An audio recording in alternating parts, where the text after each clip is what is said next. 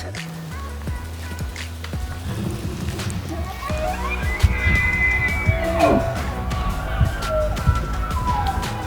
A little bit higher. Legs are in the air.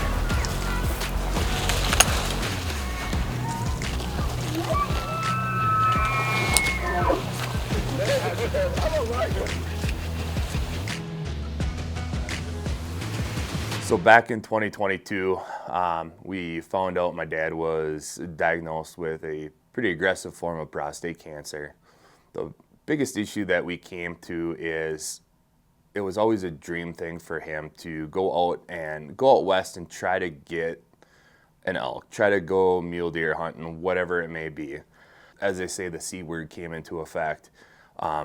Really caught us that there's so much more we wanted to do that we didn't know if we were going to have the time to do it. When they tell you something like that, you start wondering, is it something going to be really serious? What kind of time do I got? That kind of cancer is a really curable cancer, but you know, things can happen. So you think back, and I always wanted to make this elk hunt, and back of my mind I said, we got to make this happen.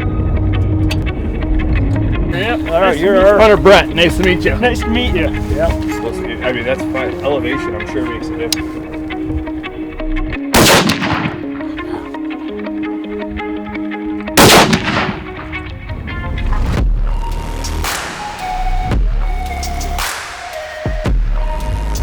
We got our eyes on some pretty good bulls right now, so we're just kind of making a game plan for tomorrow morning and see what we can come up with. The hard part with this was, do we go on our own? Do we do that public land hunt? Or do we really find ourselves someone who knows what they're doing that can give us the best opportunity to be successful? I reached out to a friend of ours, Corey, and a guy who's known in the Western hunting world, and without a doubt recommended Chimney Rock Outfitters and said, hey, these guys, if you want to have a great opportunity at a successful hunt, they're the ones to go for. We really didn't know what the outcome was going to be with how aggressive treatments were going to be, or cancer in itself. It's just something that's unpredictable. Yet you try to get to the point where, how can we make this once-in-a-lifetime hunt really happen? So long story short, we started applying for the preference points, and lo and behold, got the call from Judy once we got our license that said, hey, we got you booked, and let's make it happen.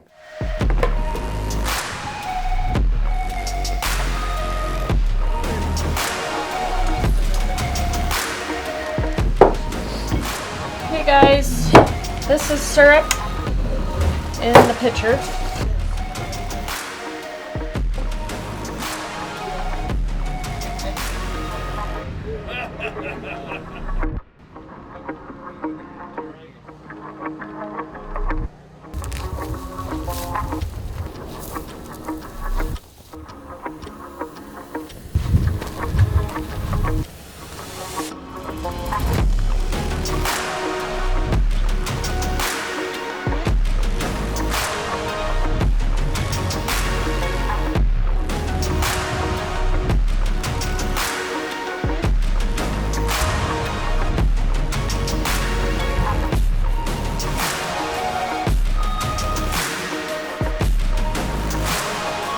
This morning we came up on top of the hill and we ran into quite a few bulls right off the bat. There was probably 15 smaller 5x5 and smaller bulls.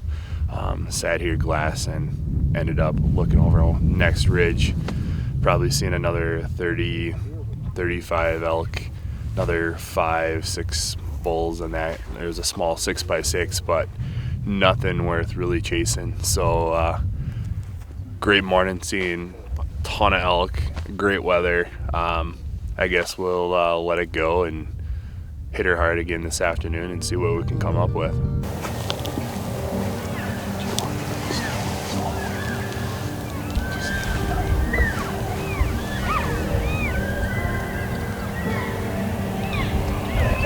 Start.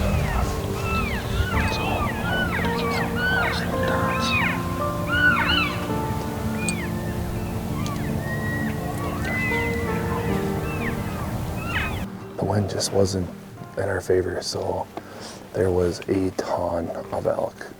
Bulls were bugling like crazy. They moved on, they followed the edge of the mountain. So what we're gonna do is we're gonna get around, see if we can get our eyes on them. I guess there's a possibility if the wind switches, we could come in on them. They're still bugling like crazy. However, if anything, we're just gonna leave them go for the night. Just come back in the morning when they come off the alfalfa fields and see if we can catch up to them. So, but another fantastic day of hunting with tons of bulls.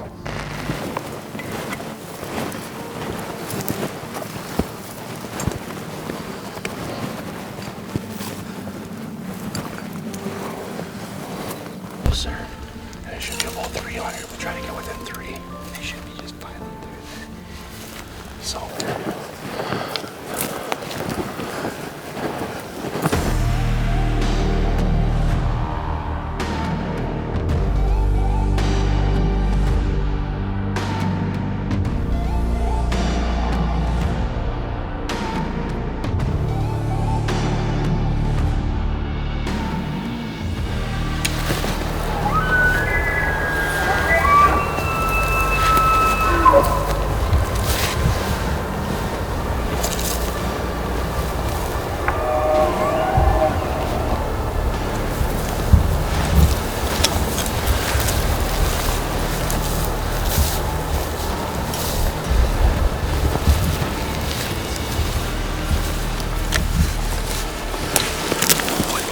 In. I'll tap it, okay?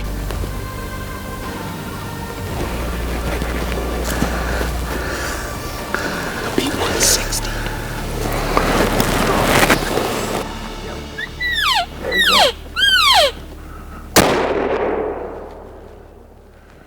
So once the shot went off, we just kind of stood around talking. We weren't quite sure what all. It happened so fast. So we worked our way up to where we knew he shot, and as we're walking up, Hunter was sitting there glassing, and lo and behold, there he was.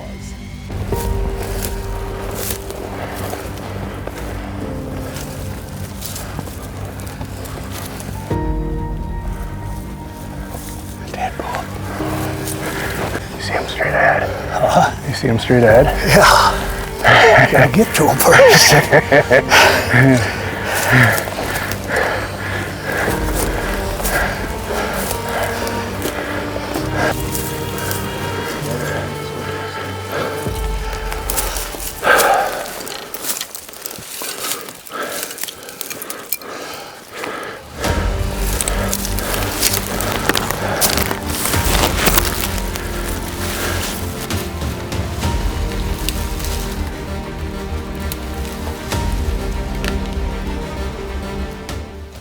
What a hunt. Probably the most excitement I've ever seen, heard. The amount of elk out here are phenomenal. It's just been a top-notch hunt, without any means. So, but I don't know, what do you think, Dad? Yeah, it's been great. More excitement than you ever have on a hunting trip. When you see that big devil up on the top of that hill and Hunter says, that's him, he poked me, he pulled the trigger, and it was, made the right shot, and that was it. How excited were you when you finally were in the mountains chasing elk? You got a shot at a bull, like you got to experience an elk hunt. Like, you know, we got to do the hiking, we got to hear the bugles, you know, all that stuff. I don't know about the bugles, but We could hear them. well, I got to experience the bugles, but it was because they told me. And the experience is, you can't imagine what kind of experience it is. It was the hike up the mountain. I wasn't quite in the shape to make the last big steep part, but for that I made the big push up the mountain to the point where I could get that shot, and it all turned out. I had one quick couple seconds and shot, and that was, I ended up getting the elk. And but it's a awful great feeling to experience that time up on that mountain and everything that happens up there.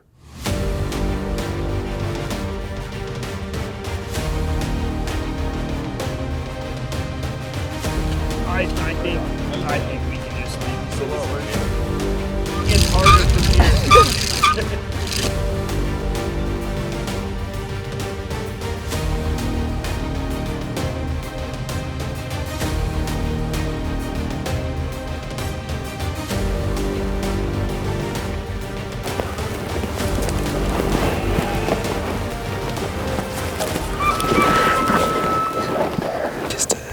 I can't tell. You want to shoot him? Or you want to wait? I'll wait.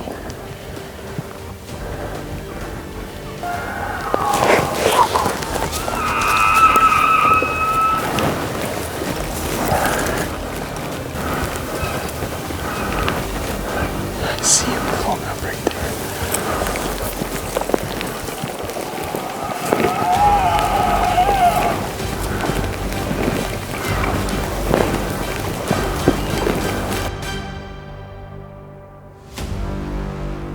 Oh no, wait.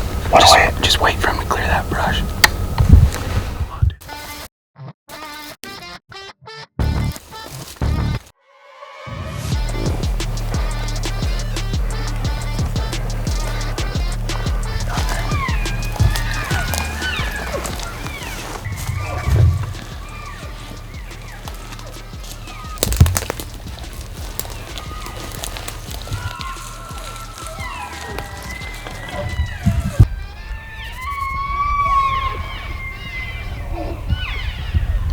This ball broken. He's broken.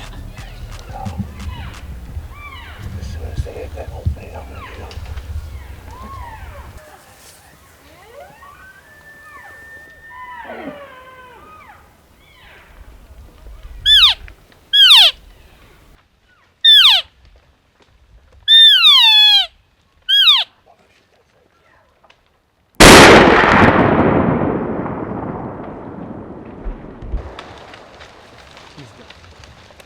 I took him right through the shoulder.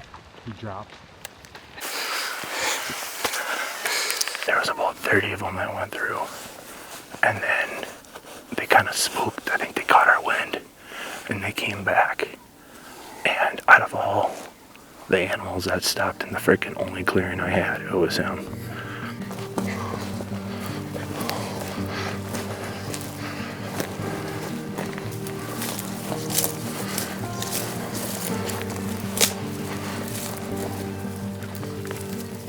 To experience for the first time, you can always shoot a deer, you can always shoot a turkey. You've had that rush, but to be able to pull your trigger on an animal like an elk, especially a remarkable bull, and to watch him expire right in front of you is quite an achievement in itself. To say I was excited was an understatement. It was such a relief to know that me and Dad both doubled up, same ridge, same hillside, with two phenomenal bulls. Snow is starting to fall. I can't ask for a more prettier experience, but the work begins starting to pack. So we'll see where it goes.